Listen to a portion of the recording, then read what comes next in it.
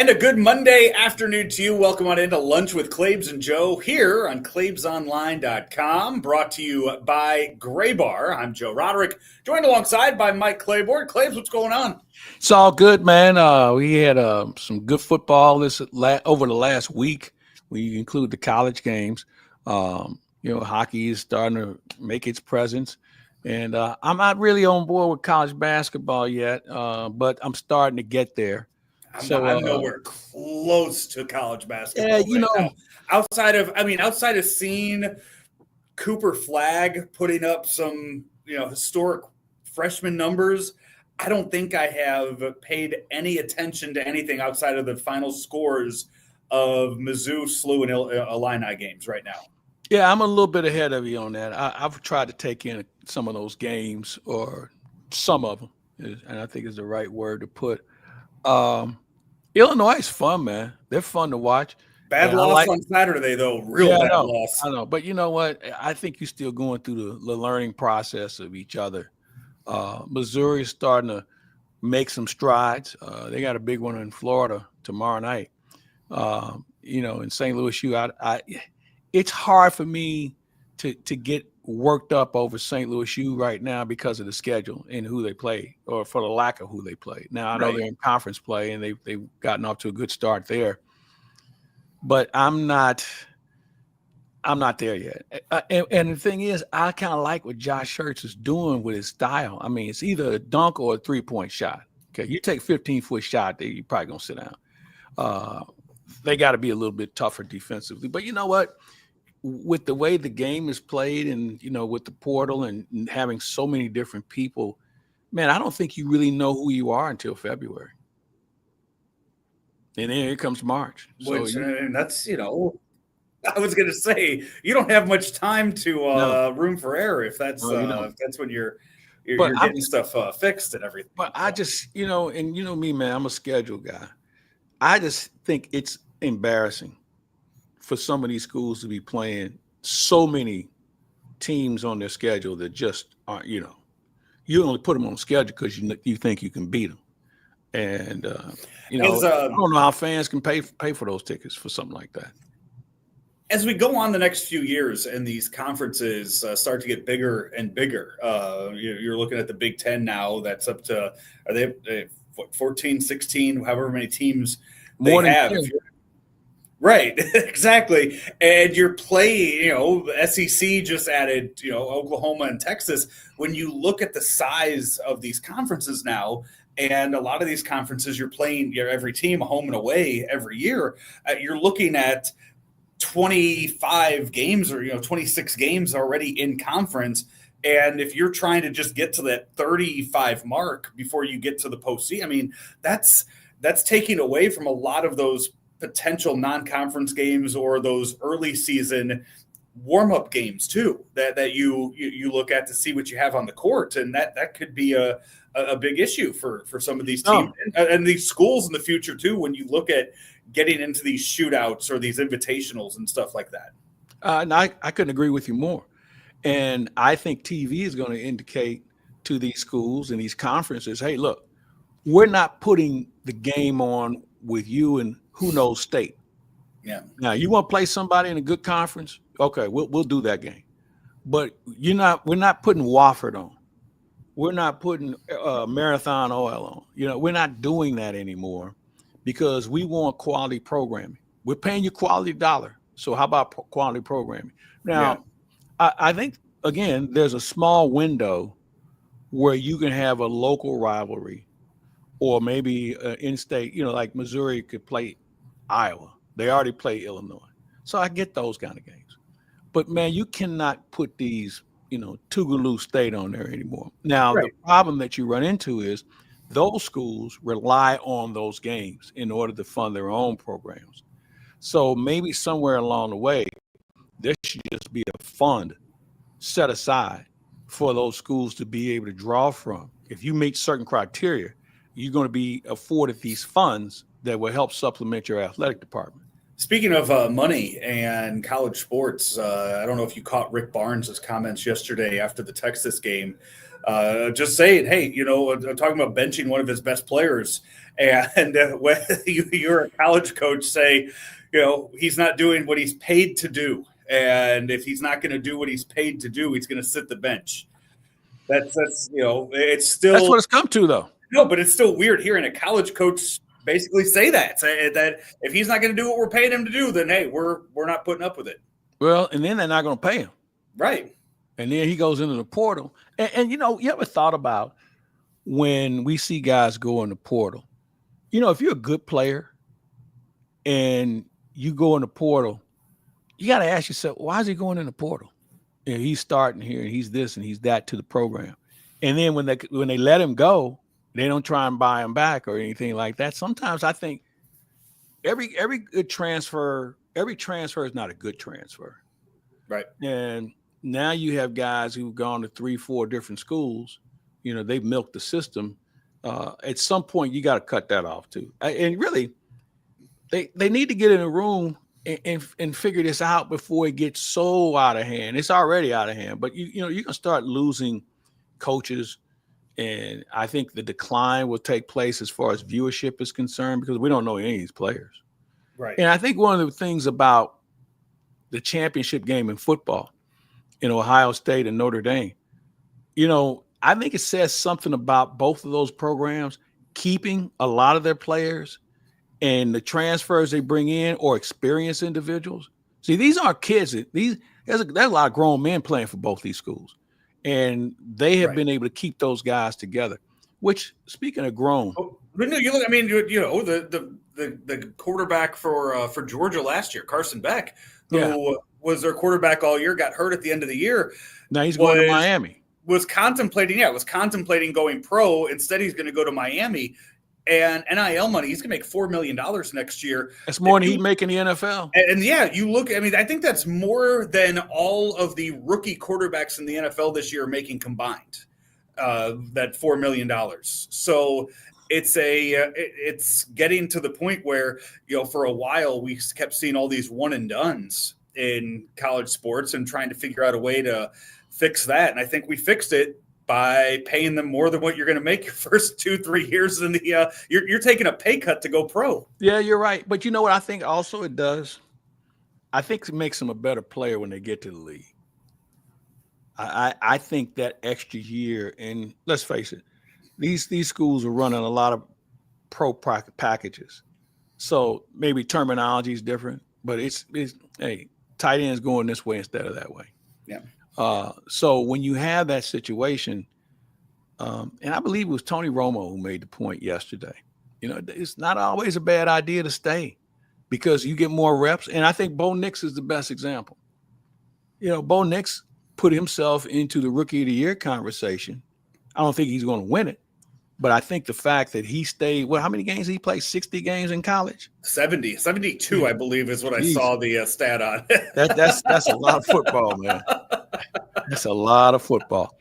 But the point is, I don't know if it's necessarily bad. Now, to entice people to do it, you think about that aspect. But overall, I don't know. I think there's some middle ground where they can kind of come together. But I have this one quick thought. Yeah. I talked about grown men because I'll forget. I'm watching the linemen from both teams in the college games. There wasn't an offensive lineman that was under 315 pounds. Mm-hmm. Now think about that. When you were tipping 300, you were fat.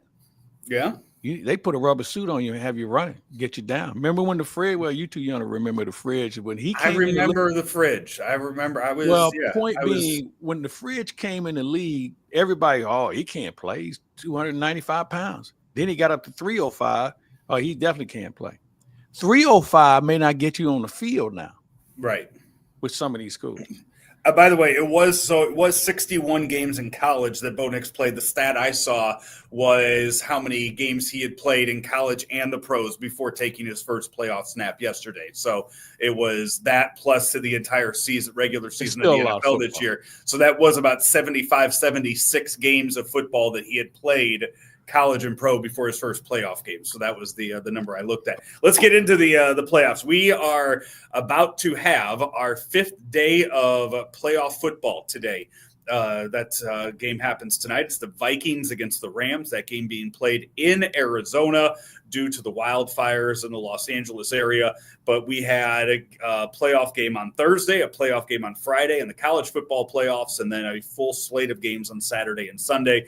Let's start with the college. As Notre Dame and Ohio State, as you mentioned, have advanced. Notre Dame knocking off Penn State, Ohio State knocking off Texas. We have our first ever college football championship game in the new format of Notre Dame against Ohio State. Your thoughts on those two games that we saw Thursday and Friday? Well, I'm glad that Penn State got beat.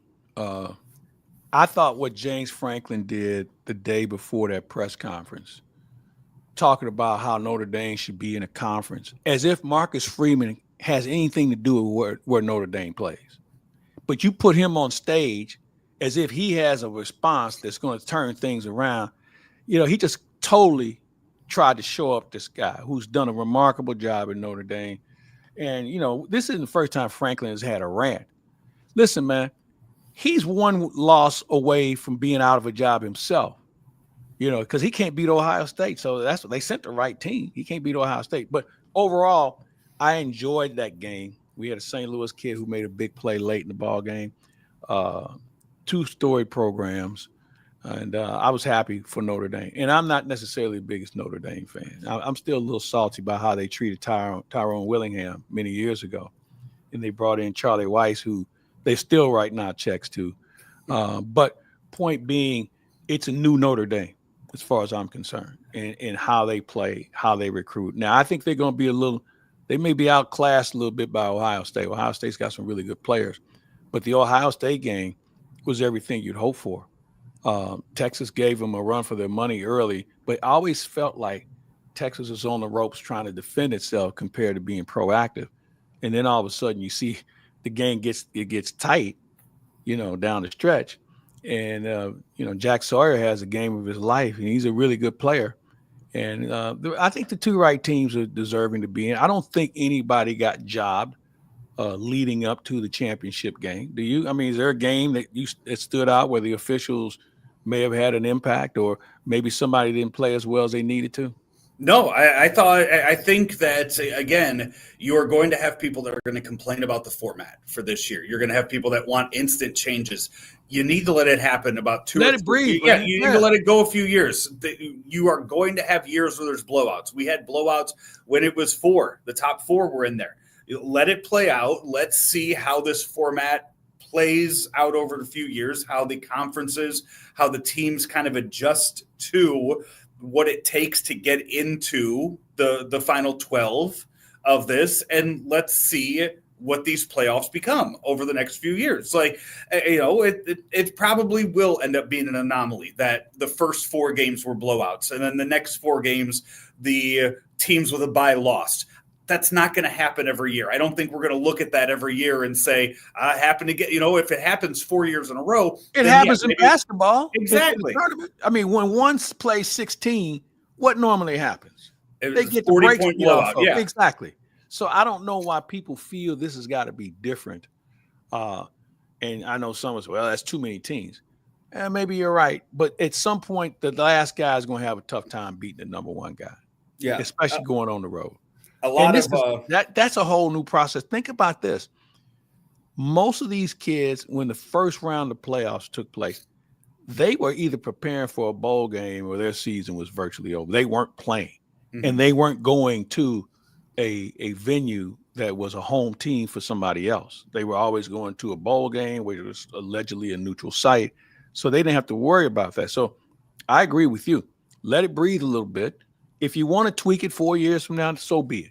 You'll have enough data to support why you want to do it. But now, I thought they did a pretty good job in its first year. We'll have a lot of time on next Monday's show to preview the championship game that takes place next Monday night down in Atlanta at the Mercedes-Benz Stadium. Pro football, NFL this weekend. 2 games on Saturday, 3 games on Sunday. Super wild card weekend. We'll wrap up tonight. Those Saturday games, the Texans. I'll tell you this: they were both blowouts, and they were both they were not. They were uncharacteristic. Games. Yeah, they were uncompetitive games. They were not competitive games. Well, Saturday. You know why? Throw in the fact that the defense for Houston was just so good. And that's what I was going to say. The Houston defense showed up and I think shocked a lot of people, because if you looked at that game, you would have thought the Chargers and Jim Harbaugh and Justin Herbert would have just dominated the Texans, who have struggled and been hurt most of the year. And the Texans defense went out and they put on a show on Saturday. Here's what I would say to that. I think the hype of Harbaugh was the reason why we thought most people, or a lot of people, thought all the Chargers had to do was just throw their helmets on the field and everything was going to be okay. Remember, Houston was not a TV darling as far as getting primetime games or being on a late game or anything like that. So we really didn't know as much about them unless you were a legitimate football fan for different reasons. Maybe you're betting the games, maybe you have some fantasy players or whatever.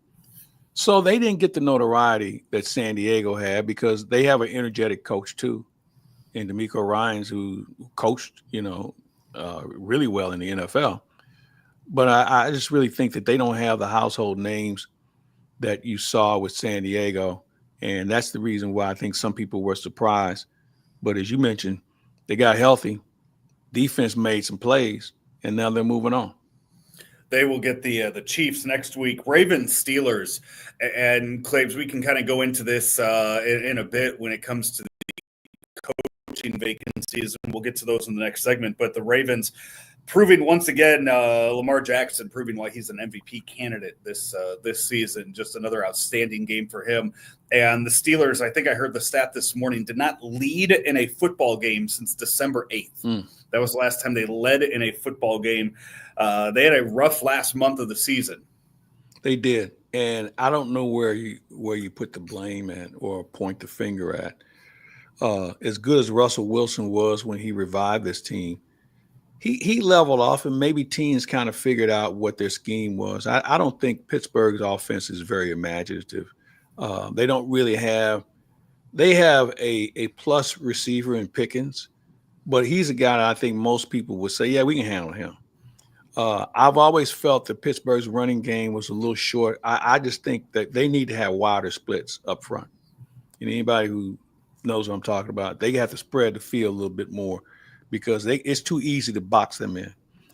And sometimes the play calls weren't what you would think were ideal. So who's at fault for that, or who do you look at? Mike Tomlin doesn't call the plays. He hires people to do it. He's kind of a general manager compared to some guys who call everything. So I'm sure they'll reevaluate what they need to do. I think they ought to draft a little bit better as well. And maybe they ought to look at the free agent market in order to get some quick fixes in there. But I really think their offensive line still needs help. Bills and Broncos kick things off on Sunday. Bo Nix with a huge touchdown pass to start the game, and kind of made you look at that and go, oh, Bills might be in trouble today. Bills went on to score 31 straight points. And you know what it was like? It was like, oh, so that's Bo Nix. Okay, you done now? And then they went to town.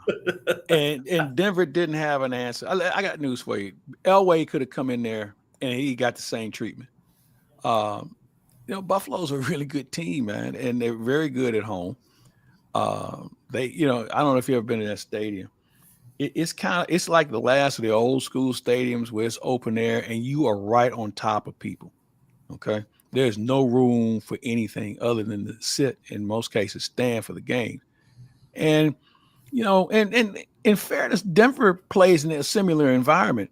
Right. But I just think that in that situation, once Buffalo got it going, and their running game, I thought, was the difference that included Josh Allen. Denver didn't have a plan B. And once you start playing catch-up football with a team like that, man, they sit back in the cut, and they can double you on the corners because they trust their line to put pressure on. And it's hard for a young guy, even though he has 70 games under his belt as a rookie, They gave him some looks he wasn't ready for, and they stopped the running game. 210 yards of rushing for the Bills in their win yesterday. 120 from James Cook, and then you throw in what Josh Allen and Ty Johnson were both able to do, but still overshadowed. Ravens with 299 yards rushing in their victory on Saturday, and now those two teams will face off against each other coming up next weekend in the divisional round of the playoffs. Eagles kind of handled the Packers. That game might have been, I would say that might have been the most boring game of the weekend. It was. That one. Eagles advance in that one 22-10, and then the most exciting finish to any of the games, Commanders and Bucks last night, Sunday night, the Sunday night game, with a doink to win on the field goal, knocked it off the post into through the uprights to win that one. Commanders win, and I didn't see what year or how long it had been since a rookie quarterback won, but Jaden Daniels gets the victory in his first ever playoff game in his rookie season. Yeah, it was a fun game. It was very entertaining for a lot of different reasons, man. And we don't really pay attention to special teams until you lose. Whether it's a block or a return or whatever you want to call it. It's one of those things that you just sit back as this printer all of a sudden. You getting a fax? Yeah. You got a fax machine in your office? It's 2025. No. I got a printer. Oh, okay. Anyway, I got it started and I don't know how to stop it. So bear with me. Some important documents. This is way. So anyway, point being, when you look at how they came together, and I think that's the most intriguing thing about Washington, because I always thought at some point they were going to have a bump in the road. Mm-hmm. And you normally think it's going to be later in the year when you have a rookie quarterback that's out here and he's seeing looks that he normally doesn't see and things of that nature. But nothing seems to phase that team, not just the quarterback, but the team. They stay within themselves. I think it has a lot to do with coaching, and Dan Quinn's a really good coach, as is his staff. I've got a good friend who's on that staff, and knowing how they're organized, I'm really happy for them. And I'm happy for the city of Washington, who had to endure one of the worst owners since George Preston Marshall and Daniel Snyder. They've only had a couple of good owners. They had Jack Kent Cook when he had the team. And then they had George Preston Marshall, who was one of the most devout racists in the history of sports, did not want a black player on his team. They were the last ones to have when they had Bobby Mitchell, who ended up being a Hall of Famer. And then you had Daniel Snyder come along, and Daniel Snyder, as you probably know, was a disaster. And now they've got Josh Harris come in. He's got a really good ownership group. And they decided to spend the money. They decided to change the image. They decided to do all the things that you would think would be simple, and they stayed with it. And you look at what they're doing now, man. They're going to have their hands full going into Detroit. But I think it's fun. I think it's great for the game. We're having new teams that are in this thing now, and they're still running up against some of the traditional teams. Kansas City's not going anywhere. Buffalo's not going anywhere. But when you look at Houston and you look at Baltimore, who everybody looks at saying, man, they are so talented. And then when you look over the other side, you don't have San Francisco, you don't have Dallas, you don't have any of the well-known teams. You got Detroit, and you have Minnesota. You got Minnesota. Minnesota. What they did. But Minnesota hasn't been relevant since Bud Grant was there. So when you have those situations, I think it's good for the game, and I think that's what sets the NFL apart from the other major sports. And I think they do it. I don't think they intentionally do it. I just think they're damn fortunate. Yeah. And when you look at how they handle their business from an organizational standpoint, where the games start on time in every city at the right time, it's got to be something very traumatic for them to spill into another game at this time of the year. And everything is buttoned up. Everything is organized. And, I can see why they put big numbers up every year. We are going to take a break, Claibs. When we come back, look at the weekend matchups for next Saturday and Sunday, and also look at the coaching vacancies in the NFL. We will do that when we come back right here on Lunch with Claibs and Joe, powered by Gray Bar here on Claibs Online. Let me get this straight. Graybar is a distributor? Yep. For more than 150 years, we supported electrical and datacom projects all over the country. So you can get me products wherever and whenever I need them? Yep. Thanks to our expansive national logistics network. For any industry? Yep. From construction sites and industrial plants to schools, hospitals, and just about everything in between. So you could say Graybar is much more than a distributor? Yep, you could say that. They really do it all. Yep. When you need a hand powering, connecting, or maintaining your operations, join the thousands of professionals who rely on Graybar to help keep them up and running. Yep, Graybar does that. Back here at lunch with Claibs and Joe, powered by Graybar. And Claibs, a little bit of breaking news in the NFL. Mike McCarthy will not be back as the coach of the Dallas Cowboys. He is, this according to ESPN, Adam Schefter, Tom Pelissero, multiple sources saying he is not expected to return to Dallas and is now set to become a free agent. It looks like he will be interviewing with both Chicago and New Orleans. A little bit of an odd situation here because the Bears, when the season ended, requested to interview Mike McCarthy for their head coaching job, and Jerry Jones declined it. Now, just a week later, to say, "Hey, you know what? Now we're not going to rehire you anyway." Well, the deadline was tomorrow on whether he was going to be there or not. I think it's time. I think it was time. I thought Mike McCarthy had taken him as far as he could go. And I'm not sure what that looks like for him next. And I don't know what that looks like for Dallas next, as far as where those two ships go from this point on. And I guess I would start off with Mike McCarthy. What makes Mike McCarthy that special? I mean, he had Aaron Rodgers in Green Bay, okay? And once that went away, then he just became a guy.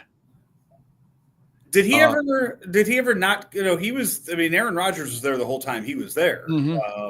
It just stopped winning with him. But Mike McCarthy does have a Super Bowl championship. Yes, you can, he had a Hall of Fame quarterback when he won it.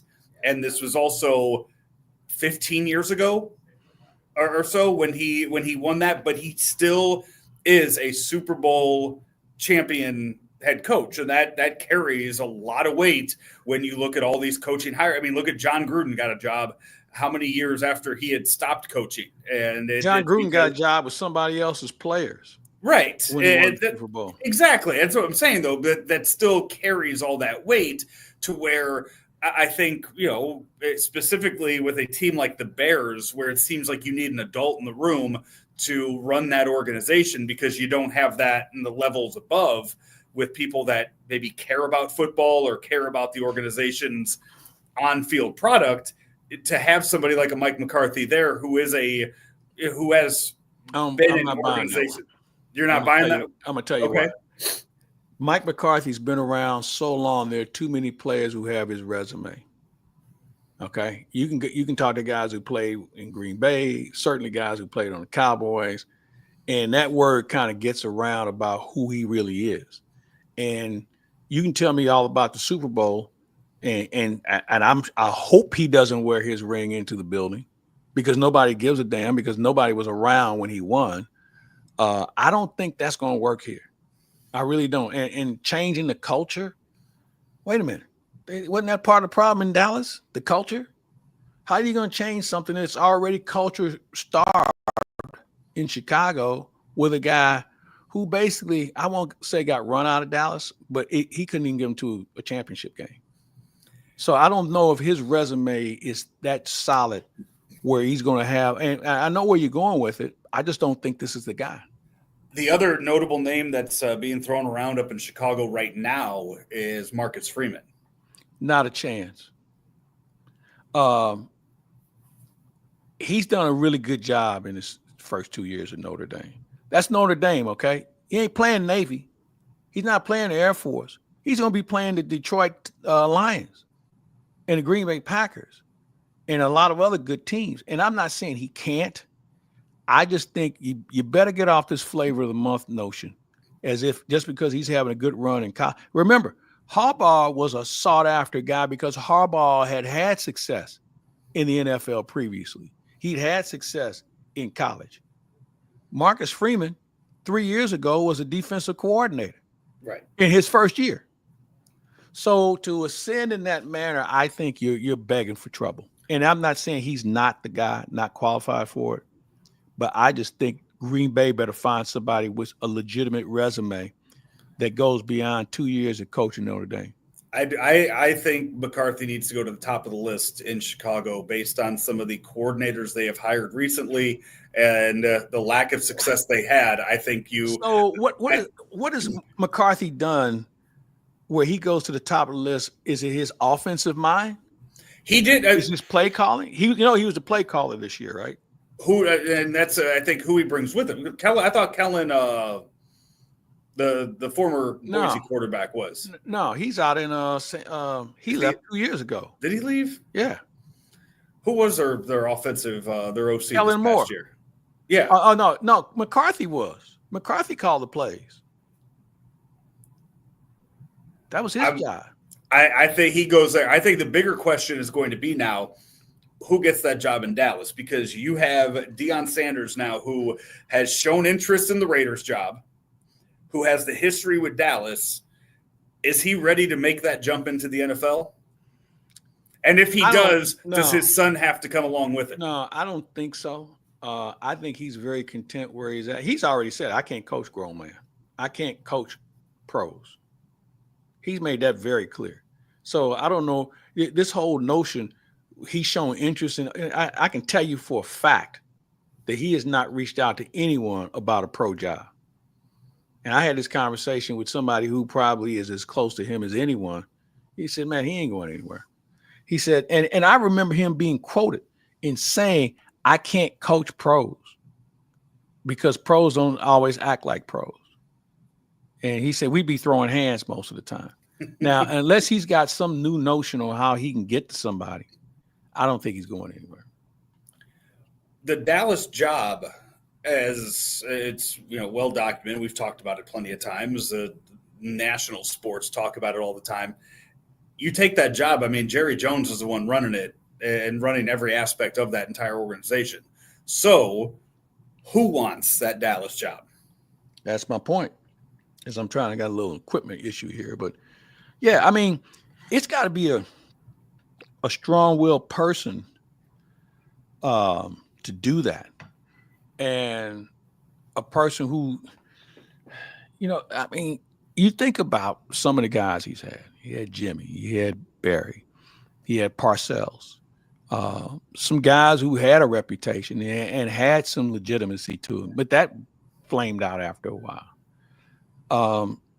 I just don't know who has that wherewithal where he will have enough autonomy to be able to do some things differently in order to get the attention and the respect of the players as well as the ownership. I don't know who that person is.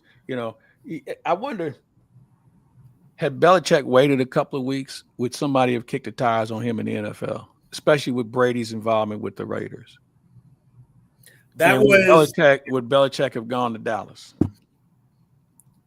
How do you think that would work with him and Jerry Jones together?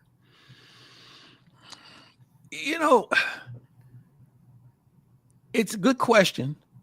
And I wonder the impact that a Robert Kraft would have on recommendation, because apparently Kraft kind of MF'd Belichick at the end, saying you couldn't trust him. And I don't know what that was about, whether it was a wrestling for power within or who knows.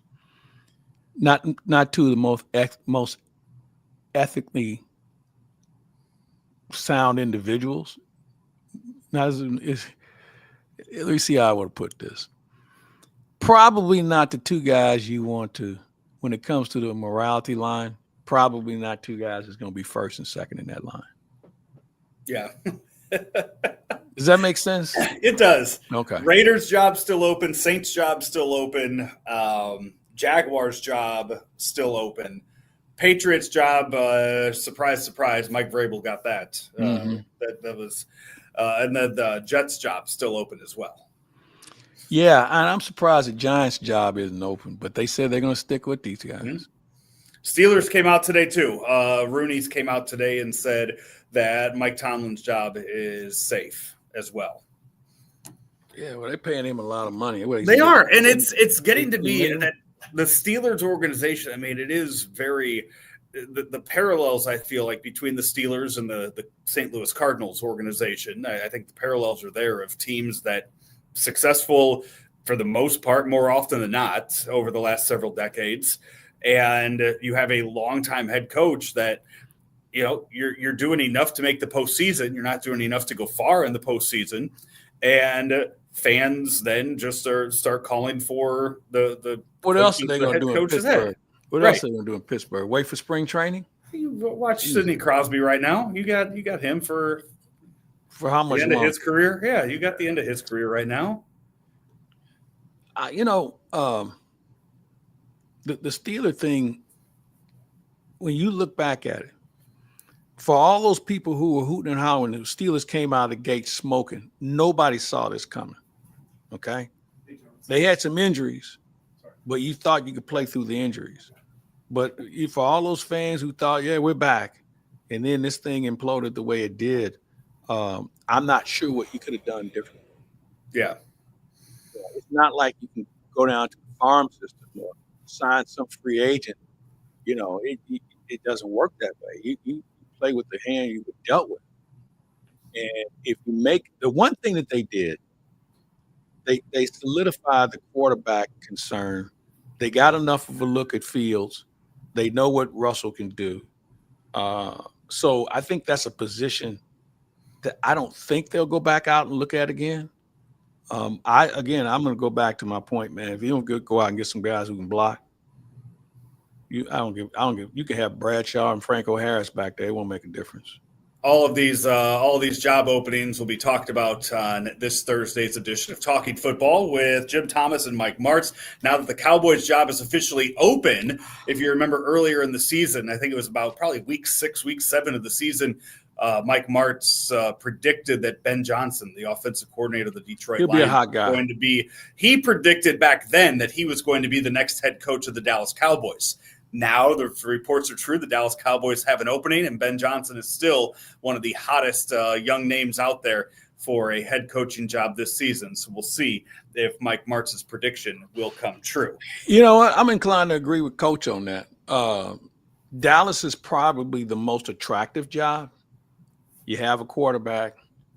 Offensive line was a little beat up this year. Your defense, you have some good players there.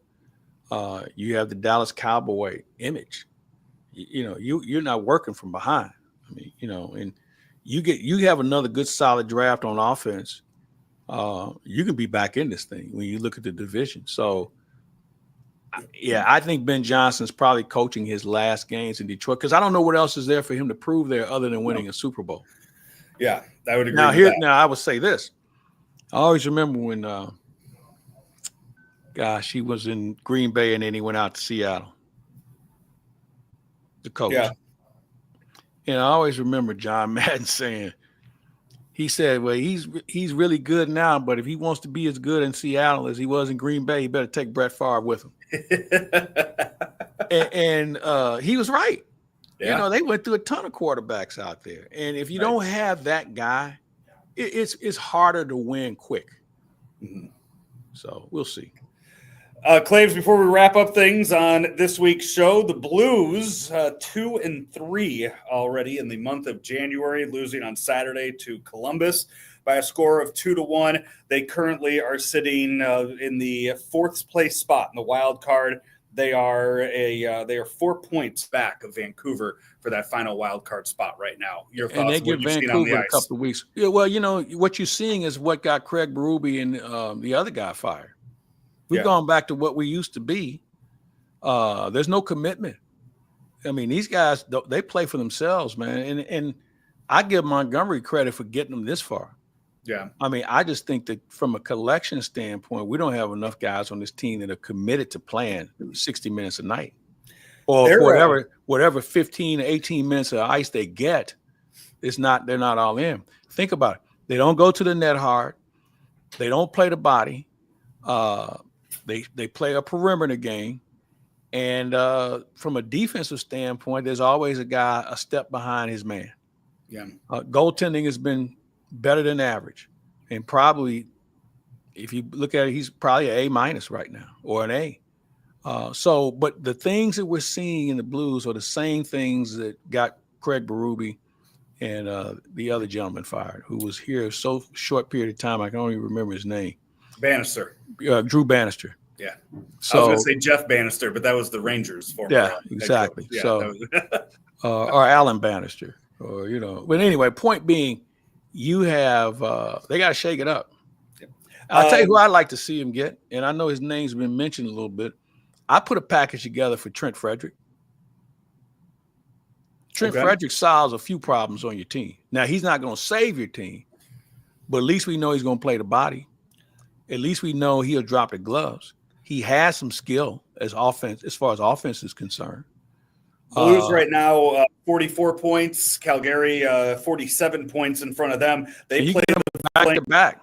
They play the Flames on Tuesday and Thursday, both at Enterprise. I'm going to go to the game on Thursday. Those are last game for a while. I mean, those are some big points right there that they could get and jump and leapfrog them this week. As the hockey players would say, there's no question about that. Yeah. Claibs, that's going to wrap it up for our show this week. No college football until next Monday. By the way, who won the football championship this year? You ran away with it. And wait a minute, could you say that again? Because I don't think everybody heard that. Ran away from it. There, we were stacking the schedule with games in hopes that people would catch up for you, and JT and Frank had no chance being able to reach that. So. I guess that settles that. All right. Yeah, I just want to make sure. Was there when's the trophy presentation? We'll get that to you right away. Okay, and the commissioner will hand it to me. Exactly. Yeah, that fake confetti. Okay. Yeah. All right. That's going to do it for us today. Claibs, enjoy the hockey game this weekend. Talking football coming your way on Thursday this week. Jim Thomas and Mike Martz with another episode previewing the divisional round of the postseason. He is Mike Claibone. I'm Joe Roderick. Talk to you next time right here on Lunch with Claibs and Joe. Are you ready for a challenging and rewarding career? There are quality jobs in the construction industry. I got out of college and my career choices were very limited, and this provided me with a plan for the present and the future at the same time. I actually have a bachelor's degree in psychology, and I was making less than I make as a first-year apprentice painter. I didn't go to college. I have no college debt. I make more money than the majority of people I know that went to college. Take your first step towards a rewarding career. Visit stlouispdf.org.